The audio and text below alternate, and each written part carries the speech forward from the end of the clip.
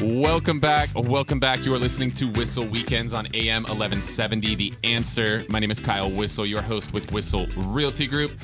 Joined, as always, by Mr. Jason Hall with Team Home Loans. Got a couple special guests in studio. Today we got Mr. Casey Martin, part of the Whissel Realty Group, and Sam Rodriguez, the Regional Director with eXp Realty. And Sam is on a road trip right now. I just got back from a road trip. And I don't know if you guys have ever done a fun little road trip up the coast. I hear people talk about it all the time, but we finally got to do one, and it was pretty cool. And you guys rented an RV, right? Yeah, so there's like an Airbnb type site out there. It's called Outdoorsy, Outdoor SY. And people just, when they're not using their RV, they can rent it out. And we found an RV on there. It was super nice. It was like a 1-year-old RV. I think it probably would have cost like $150,000 to buy this thing. And it's just crazy to buy it, especially unless you're going to use it all the time. Like my dad used to have one and travel the country. That's cool. But it was nice because we were able to just pick it up, and it's a couple $100 a day. It wasn't very expensive. And it was super nice to just go up and see all the different parts of California and see how underdeveloped California is. That was like a big surprise to me. Like you come up through Central California, there's nothing. Exactly. It is weeds and wine. That's it. Yeah. Like there's nothing in the middle of California. It's kind of crazy to think of how much more can be built. No, there could be a lot, but the weather, there's some stuff there, and definitely the coast is all built out. The big cities are built, but it is a different place once you go over the Grapevine. You know, it definitely changes. Yeah, it was a trip, but some of the cool things, we hit Solvang, which is just north of Santa Barbara, and we hung out in Santa Barbara for a little bit. We did Paso Robles, Monterey, Big Sur, and Pismo Beach were kind of all the places that we stopped. It was cool. But these RV parks, I had no idea an RV park, like what an RV park was like in 2018. But we went to this place, totally blew my mind. It's called Flying Flags. It was just outside of Solvang. And they had regular RV spots like any other park, which is cool. Then they had retro RVs. So they had like old school Winnebagos and Airstreams and everything, but like super decked out. So you could just drive there and camp in one. You didn't have to tow it there. Right. So they had like maybe 10 of those, which was cool. They had glamping, which is tents, but like set up like a house inside the tents. Really cool. They had cabins. And the cabins I think are cool. Like if I go on a vacation again with the family, and maybe there's no Airbnbs in the area, staying at one of these cabins at an RV park is a better alternative than staying at a hotel, because then they actually have like a living room, a kitchen, a bedroom, a little loft for the kids and stuff. Like it could be fun. Like next time you're going somewhere, don't just go to a hotel, because a hotel with kids sucks. It does. Right? Like all you have is 2 beds, maybe like a couch if you're lucky. Yep. Like there's nowhere to like hang out. You got to go out for your meals all the time. So like And staying when you're in a putting cabin down, at an RV park is if your kind of child cool. needs to sit down for a nap, you're right, it makes it difficult. You can't leave the room. Yeah, Right? That's super cool. We used to do an annual trip up there. We had a big cab over camper, and when you're dog camping, that adds a whole nother element on top of the kids. So you gotta be staying in campsites or Walmart parking lots at night, and then you drive during the day type of thing. Yep. But it's a good way to go. There's a lot to see up there. I know Central Coast has a lot of problems with their water. Yeah. That's a big issue with development. Well, Solvang didn't. This place had 3 pools. The pools all had cabanas, like a Vegas pool, which is nuts. There was like splash pads for the kids. Yeah. And then the thing I think would be really cool, whether you have like a big group or you do like a corporate retreat, is there's an area with 19 cabins. It's like secluded, gated entry. And then it has its own bocce ball courts, its own pool, its own fire pits. You almost have like your own campground for like your group. Super cool. They had these bocce ball courts, like really nice bocce ball courts, and then they took an RV, a vintage RV, converted it into a bar, so you could like hang out, have an all-day bocce ball tournament, drink beers. I was like, I had no idea that an RV park like this existed. Yeah, and thanks then, for sharing with all of us. there were restaurants and so fire how many pits days everywhere. total? How many days total? We did and how was the drive? 5 days, 4 nights.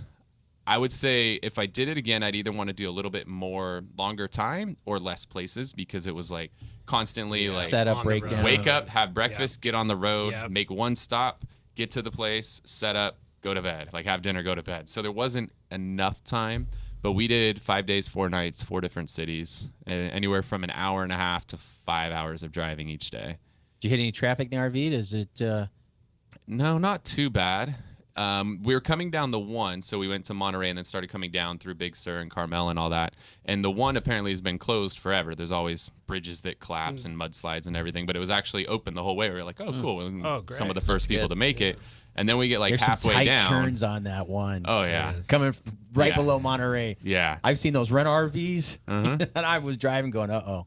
I do not feel comfortably next to that rent RV coming at me. Well, it gets worse. So we get halfway down, and then they got the road shut down. We're like, I thought it's open. They're like, well, a semi-truck drove off the cliff, and he's hanging over the edge. We're like, oh, man. So the guy's like, you got 2 choices. You either go down this road. There's a beach ahead. You guys can hang out and play at the beach. We might get this RV thing cleared up today, but it may be tomorrow. So you guys could just camp there tonight if you need to. I was like, I don't want to, like, be in this indefinite period of time. I don't know how long we're going to be here. He's like, the other option is you go up and over that mountain. And I look, and there's this giant yellow sign that says, do not go on this road if your vehicle is over 30 feet. And I was like, how long is this RV? It's like 25 foot something. And I was like, screw it, we're going up and over. And this road was nuts. I mean, it was supposed to be a 2-lane road. You're lucky to call it a 1-lane road. This thing was so narrow. And you're up on the cliffs, no guardrails. Like, it was super sketchy. Like, my wife couldn't even sit in the front. She had to go in the back of the bus. She couldn't even watch anymore because she was so scared. Yeah. It was gnarly. My wife would have done the same. She'd have been freaking. Yeah. So we had to go up and over the mountains and then back to the 101. So that was a rush, but it was kind of fun. I liked it. I don't know. I like literally knowing that like the body of the RV is hanging over the edge of a cliff. It was kind of fun. That's crazy. So let's hear about Sam's. Yeah. Man, I did not do any cliff hanging. I was nowhere near that. Yeah. I don't have that story. Not as crazy. Sam, you are our regional director with EXP, which is, what's the agent count up to? I was just watching the webinar we did from when we first joined, and we were at like 6,000 agents. What's the agent count up to right now? We're over 13,000. Wow. Yeah. And that's in 6 months or less. Yeah, because we joined like April. Yeah. Like in less than 6 months, you guys have doubled. So I know you guys are like the fastest growing real estate company right now. Yeah, I mean, I don't know if we can actually state that or make that claim, but I definitely would say we're the envy of every other real estate company out there. I mean, over 100% growth. I'll make that claim for you guys. Well, on a percentage basis, somebody could probably beat it, right? Yeah. Because if they went from 5 agents to 15 agents, one to 2, or 1 to 2 is just as big of growth. Yeah, good point. Right. But to grow from double the size and 6,000 agents doubling, that's pretty insane. It really is. It's been quite the ride. Yeah. So what are you guys doing on this trip? Talk about it. Yeah, so we this week we've been out spending some time throughout Southern California. Started out in trying to cover some LA ground. Spent some time in Pasadena, spending some time one-on-one with agents, some group appointments, just kind of hanging out, and no agenda with some cocktail receptions and lunch and learns to kind of share a little bit further about the EXP opportunity, and just continue to spread the word about EXP. I think it's a great opportunity to be able to share. I think it's to hear the real story directly from us rather than, oh yeah, I've heard about them and it's not a fit for me. And I'm like, well, who did you hear it from? What was the story you heard? Because oftentimes it's sometimes stated incorrectly or misspoken, and sometimes there's people out there too that have never really checked us out, and they spin their own story, right? So real quick, if I'm an agent right now and I'm listening to the show, what is EXP and what's going on? What's so special about it?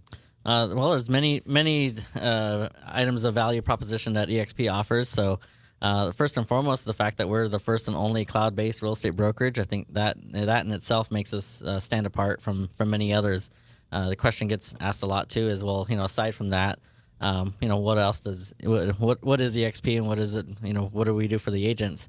It is really covering, we like to call it the 4 pillars, and it's being able to provide both an economic structure with a capping model, so giving the best of both worlds, providing our associates with technology, support, training, and more, and at the same time still providing every opportunity to be in a capping model where they can try to put as much money in their pocket.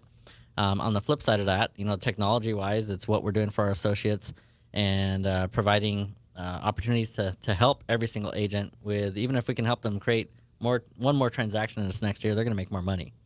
Aside from that, also the fact that being cloud-based allows us to share in the revenues. We don't have the brick and mortar overhead costs that other companies have. And brick and mortar, Starbucks, their car, their meeting clients at the homes that these clients are wanting to look at, and how can we pass that savings to the agents and the clients? Absolutely. Right? Make a better experience. And I've been blown away by the about EXP World, our cloud campus. The fact that there's more support, I think, that many of us even expected. Yeah, it's huge. And if you're interested in learning more about EXP, the best way I would say is reach out to Kyle Whissel at 619-663-7355. That's his text line.